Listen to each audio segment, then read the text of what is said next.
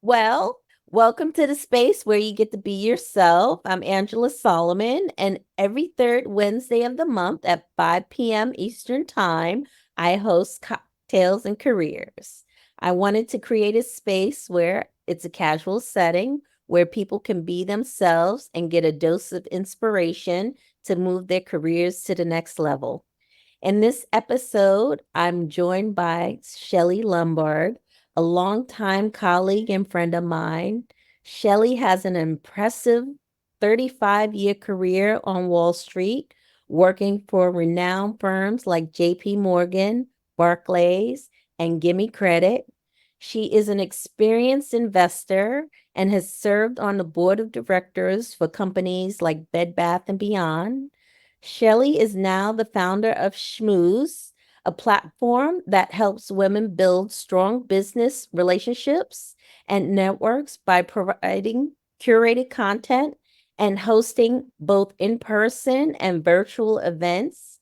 These events are designed as an alternative to traditional networking activities such as sporting events and golf outings, which have traditionally been male dominated.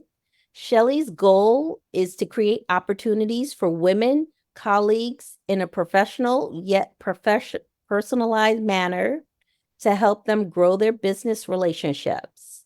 So, hi Shelley, how you doing Hi, today? hi everyone. So happy to have you on today. So today's topic is the power of networking. And Shelley knows all about networking and she knows about empowering women. That's all we do. Empowering women is what we're all about. So, the power of networking and how building professional connections can propel your career is what we're all about, right, Shelley? Yep, absolutely. Yeah. So let's talk about it. Let's dive on in. Yeah. Let's get to the questions, right? Yep, absolutely. Absolutely. Yeah. So I guess I'm gonna just start by with my story and how I decided to launch Schmooze. Hmm. So I've worked on Wall Street. We know each other for, For so many yeah, years, for Shelley, so many years, right? won't even say the number of years, but we know each other through our Wall Street capacity. Definitely. And I was the first generation in my family to work in corporate America. My parents were teachers, so they stressed education, they stressed working hard, but nobody talked about the power of relationships. And you and I know now that in business, relationships are everything. So Everything. I kind of, worked and did what I was supposed to do. But there comes a point in your career where, it's not just about doing good work, it's about who knows you. You hate to say that, but look, people promote, they refer, they send business to people who they know, they like, and they trust. So if Mhm. my skills were about the same as your skills, but you have a relationship and I don't, then you're probably going to get the role that I might have wanted. And so nobody really told me about the power of building relationships. Men seem to do it almost naturally. Like I know a few men who are kind of hermits and not so much hermits, but don't do the, networking thing, but they seem to like get it instantly. I never did. Yep. Nobody ever told me, and I never figured it out on my own. And I think it was to the detriment of my career. I did fine on Wall Street, but I think I would have been much further along had I realized how important building relationships are. Same here, Shelley. My mom was a school teacher, as you already know, and my dad worked as an accountant. We didn't know Wall Street. We didn't know, the golf outings. We didn't know Yeah. that most of the deals are made when you go hang out, do these networking events. Yeah. And we didn't know, like, you go hang out, and that's where you meet a lot of the people through these networking deals. And that when you go schmooze, basically, Right. is Absolutely. that's where you meet a lot of the people and you get to know when a lot of these backroom door deals are being made.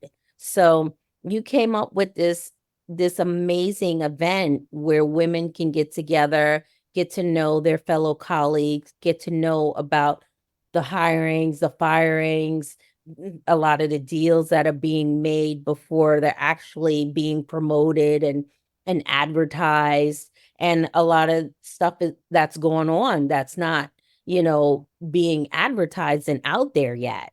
Yeah, So, no, absolutely. yeah, Absolutely.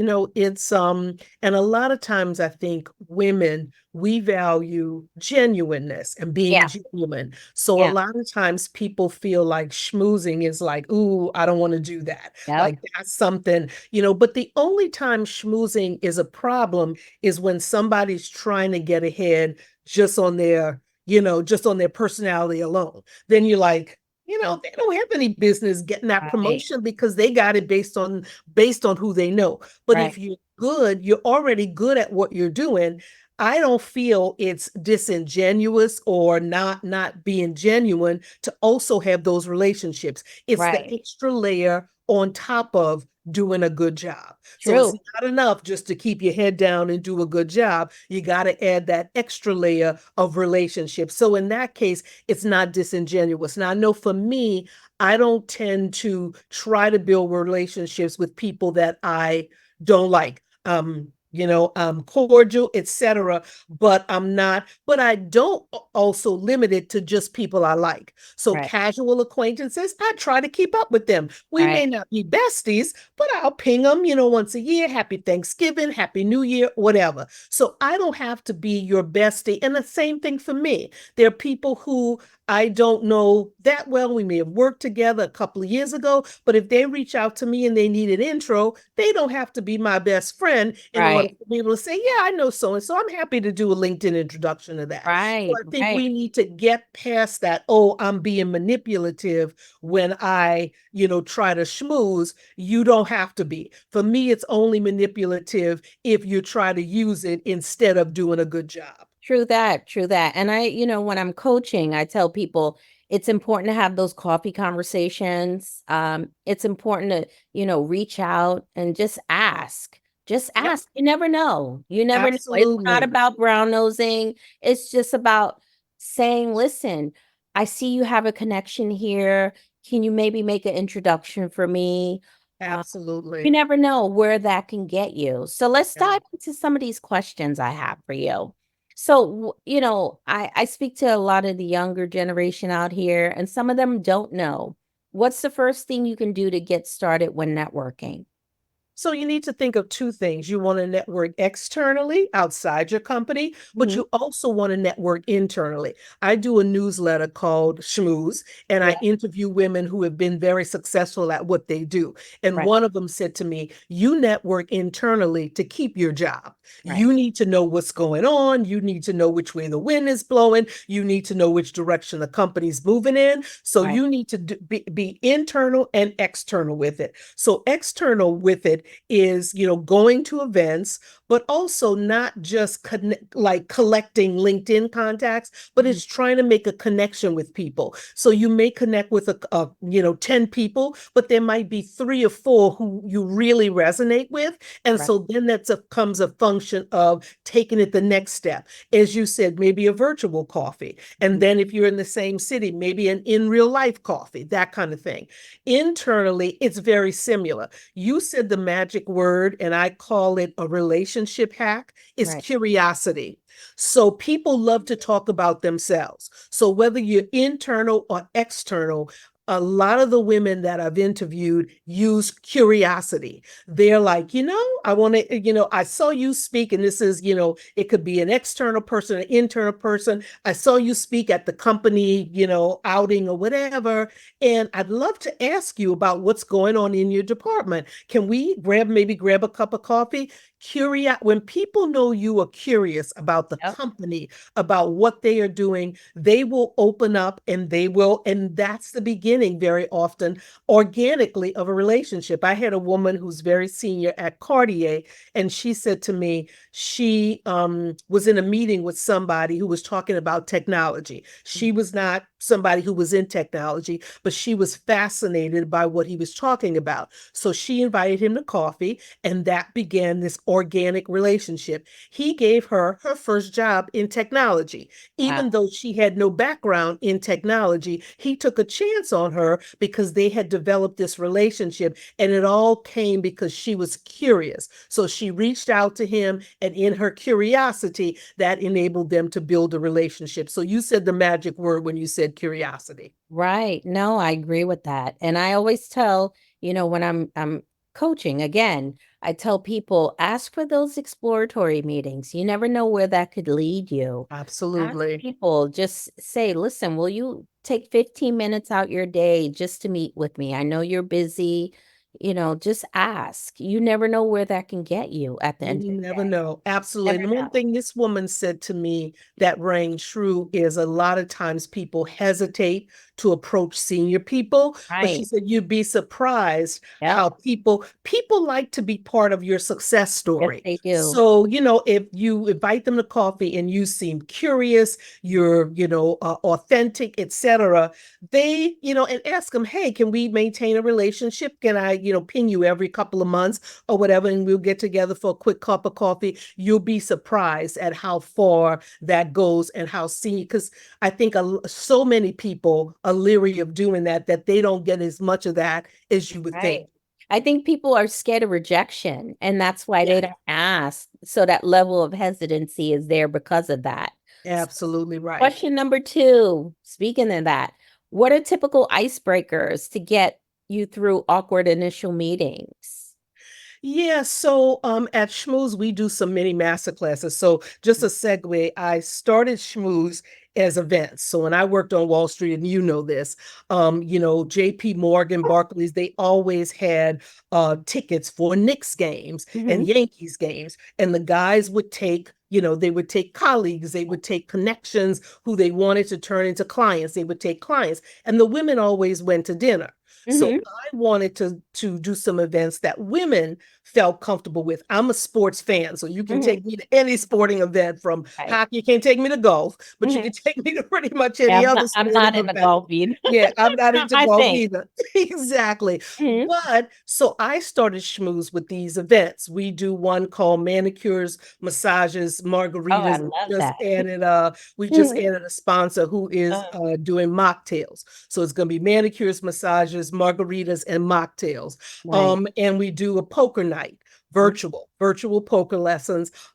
We did a coffee tasting. We're going to do a spirit tasting. But then I realized, so the idea was not for you to come alone. The Mhm. idea was for you to bring someone with Nice. you Nice. in order to develop that business relationship. You met them online, and now you're like, let's go do this together. And Right. one of the things is it kind of takes the pressure off you. And I'm going to get back to your question in a minute. I'm an introvert.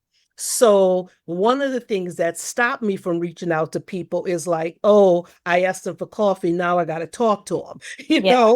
Yeah. But if Yeah. you come to our coffee tasting, you're there with other people. You can have a conversation on the three single origin coffees that we're tasting, etc. So back to icebreakers.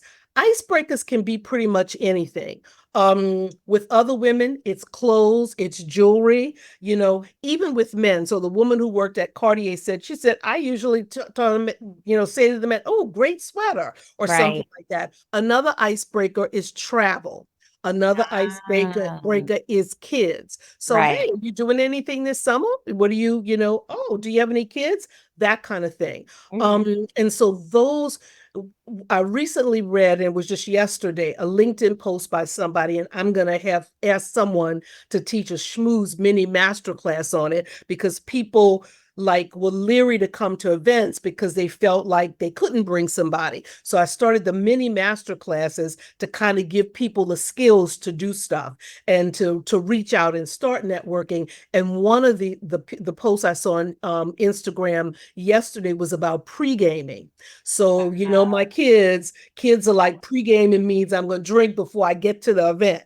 But Right. pre-gaming with networking is I find out who's coming, which is easily done these days Oh, on definitely. Eventbrite and other LinkedIn. things. Right. And Right. I identify 3 or 4 or 5 people I really want to get to know, Yeah. maybe 1 or 2 speakers I really want to know, and I Mhm. will reach out to them ahead of time. Hey, I saw you going to this. I'm going to. Can we meet up? that Right. kind of thing. Right. Or if you don't do that, you didn't take the time to do that, or the list is not available, I've started just walking up to a group of people and say, hey, I'm so nervous. I don't know anybody here. And people instantly will empathize with you. And Right. that's worked for me. I am an introvert. I do not like it, but that has hampered me. And Uh-huh. there are ways that introverts can do it to be comfortable. So pre-gaming or getting to know, reaching out to people who you don't know ahead of time, saying, hey, I'm going to this, would love to meet you. So Right. that gives you a reason to walk through the crowd and meet some people and talk to somebody you've reached out to in advance. And again, just admitting your nervousness. Hey, can I stand Yeah. with you guys? These networking events always make me so nervous. You just walk up to a group and instantly, usually, their instinct is to welcome you in. Yeah, and I think also finding that commonality in human connection, like Yes. kids and discussing travel, like you said, Yeah. and discussing the weather and sporting Exactly. events or just trying to Restaurants. find, yeah, restaurants, food, like just Exactly. common things that people discuss that are Yeah. not volatile, like politics and Right. stuff like that. Exactly. Just Exactly. finding common themes that people do discuss and like to talk about. I think Yeah. are typical icebreakers and could Yes. kind of set the mood and kind of, make common conversation Absolutely. And it's and make about you feel a bit more comfortable. exactly. And you Yeah. said another magic word, it's the connection. Yeah. I mean, it's that Yeah. connection, and that's what you want. So Yep. then it doesn't feel weird. And you know what? It took me a long time to learn that. So when I was at business school at Columbia, companies would come and Yeah. they would have cocktail parties and they would invite students, and you were in there like trying to mix it up with managing directors and stuff. And I was always so intimidated because I was a writer before I went Right. to business school. So Right. unlike the people who did 2 years on Wall Street and then went back to get their MBA, Right. I You went didn't, straight. yeah, I didn't have that commonality. Right. So those things were torture for me. I used to do it, but I always felt like, oh my God, I'm an imposter. What am I doing here? So I That imposter definitely syndrome empathize is with something people. serious. That is painful. And Yeah. it was so Yeah. painful. I Yeah. ended up getting a job through a relationship, though. So Oh, another friend at business school, it wasn't the cocktail party thing, but another friend at business school had gotten an offer from someone and said, I think they might still be looking. And so it's back to relationships, not necessarily a casual relationship of somebody I met at a cocktail party, but a longer relationship, a fellow classmate. wow. Okay. That's a great story. You just have so many nuggets of wisdom. I love you so much, Shelly. Love it. I love it. Okay. So I think we touched on this before. Next question. How does curiosity go a long way? You just told the story on the curiosity thing. Yeah, I call Yeah. curiosity, as I said, a relationship hack. Yeah. And it really is. And I'll tell you a story. When Chase and Chemical merged, I Mm-hmm. was at Chase. That was Mm-hmm. before they merged with JP Morgan. And they invited everybody who was vice president and above, so managing director, etc., Right. and VP and above, to this big room. There had to be several hundred people there. Mhm. And you probably remember Jimmy Lee. I He was remember. like a Yep. big deal. He, How we sitting up here dating ourselves? I know So exactly. damn old. Exactly. So Jimmy Lee was like the lion of Wall Street. He did big deals and Mhm. he was everything. So I think if I remember correctly, I was the only Black person in the room, the only Black woman in the room. Mhm. And so, but because of that, Jimmy Lee actually knew who I was. So Wow. I would get onto the elevator and he'd be like, Shelly. And I'd be like, hey, you know what I mean?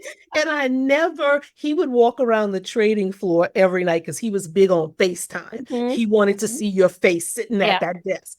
And so he would walk around the trading floor at 6 o'clock a lot of nights. That And the went high research yields, research that on the trading floor then, right? yeah, research Yeah. that on the trading floor. Mhm. And the salespeople would be gone, but Mhm. the research Mhm. people like me would Mhm. still be there. And Mhm. he would say, I'm gonna come back as a high yield salesperson when I die, because they make $1 million a year. That's what $1 million was a lot. A million Right. dollars a year, and they Mhm. leave at 5 o'clock. Right. But I just never felt like I could engage him in conversation. I didn't know what to say. And he knew me. He knew me by name. And even though I would see him in the elevator or he was when he was walking around the trading floor, so curiosity probably would have helped me if I had said something like, "Oh yeah, so I heard we did, got a real good response on XYZ deal. Right. Why do you think that one like went so well?" A simple question like that, the man loved deals. Yeah. He loved doing big deals, and he would have probably talked to me for 20 minutes if Right. I had said, but I was always like, what do I even say to him? So I would smile and wave and then put my head back down Yeah. and do my work. But if I had even said something like that, "Oh, you guys, yeah, I thought that was going to be a tough deal to syndicate, but you guys, it blew out. What did you guys do there?" He would have talked probably for half an hour on that deal, but I just didn't have the confidence and didn't know to use curiosity. Wow. Well, you didn't know. It's all Yeah. good. And you know what? The reason I started Schmooze is because I didn't want other people to make the same mistakes that I made. Right. So I pour a lot into my daughter who's in technology Mhm. and, say, look, do this, do that, because nobody told me because my parents didn't know. And Right. I didn't instinctivly do it. Like I Yeah. said at the beginning, like I don't know how men just instinctively know. Oh, in business relationships are everything. So I'm gonna Right. befriend this one. I'm gonna play golf with that one. We had a Right. trader, speaking of chasing the trading floor, we hired a trader and from another bank to trade bank debt. And I look up one day, he's been there 2 weeks. He's over there talking to the other bond traders about golf. And he's like It practicing came his so swing. natural for And them. it was Yes, it so did. natural for him. It was like instinctual for them. Exactly. And I'm Definitely. like, Mhm. and I kind of resented it. And he Mhm. was really good at what he did. He Yeah. wasn't like, using his personality to get ahead and, he wasn't an empty suit, Yeah. he couldn't back it up. He was actually really good. But I Yeah. was like, man, he's over there talking golf and everything. And before you knew it, he was running our department. Basically, that's Yes, the way they operated. It just came so exactly. natural for them. Yeah. Absolutely. Yeah. And we're Absolutely. sitting over there all timid and stuff. Yeah. Definitely. Exactly. Exactly. Yeah. So, yes, that's a lesson on curiosity, everyone. Definitely. So, I want us to be a bit more curious when moving forward. Yes. Ask the questions, be more curious, reach Yes. out, even when hesitant. Be curious. Yes. So, Exactly. Because you know what? The worst case they can say is, "Oh, I'm really busy, don't have time yes, to get yes, together." but So stay you move curious on to the next person. and It's stay not like they curious. can come to your house and kill you, Yes, you know what I mean? exactly. There's like Exactly. no downside to doing it. Exactly. So Exactly. So, last question is, why should you never limit your reach? yeah, so I interviewed another person who said she always maintains her relationships when she Hmm. leaves a company. She Hmm. will ping people twice a year. I interviewed someone else who said, I just don't network across. I Yeah. network down and up, not And just up and I across, agree. but down, because she I said agree. some of these people, like my son, one of my summer interns at Chase that I then hired, is now the number two guy at a major, huge, well-known hedge fund. Right. Another guy who was a junior analyst for me, same thing. He's very senior somewhere. Mhm. And so, in terms of not limiting your reach, it's not just across, it's not just up, but it's also down. So one woman said to me, she said, when I go to, whenever I go to a new office, I make time not just for the senior people, but for the analysts and the more junior people, because you don't know where they're going to end up. So Never. don't limit your reach. Right. One thing I learned when I started working on filling corporate board roles and doing corporate board work is that relationships are everything. 80% of corporate board roles are found through relationships. True. And so you never know where a role is going to come from. So Right. another woman who I interviewed, who is now the co-CEO of Tracy Ellis Ross's beauty line, Mhm. Patterns, I think it's called. Mhm. Pattern. She Yes. said to me she was in the fashion beauty industry, and she said there was a boss that I just kept in touch with a couple of Right. times a year. He and his wife and me and my husband would get together. He eventually rose to be CEO of a company, and That was my first board. He called me and said, "Hey, I'd love to have you on my board." So don't limit your reach because you don't know where that next opportunity is coming from. True. I That's went to true. Barclays running a prop trading desk, and Hmm. I got that because of the wife of somebody who I worked with.